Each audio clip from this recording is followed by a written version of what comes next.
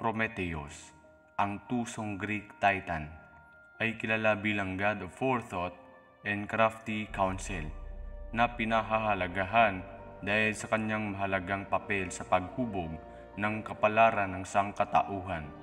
Hindi tulad ng kanyang mga kapatid na titan na mas makapangyarihan at authoritarism, si Prometheus ay isang mabait na trickster na sinuway si Zeus upang tulungan ang sangkatauhan. Kilala siya sa pagnanakaw ng apoy mula sa mga Diyos at pagbibigay nito sa mga tao, na binigyan sila ng kaalaman, init at kakayahang umunlad.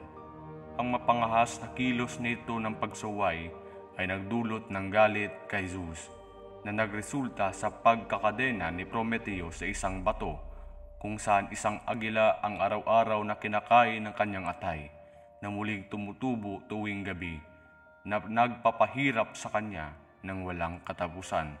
Sa kabila ng kanyang pagdurusa, ang pamana ni Prometheus bilang tagapagtanggol ng human innovation at katatagan ay nananatili, na sumasagisag sa walang humpay na paghangad ng kaalaman at lakas ng loob na hamunin ang kapangyarihan ng mga Diyos.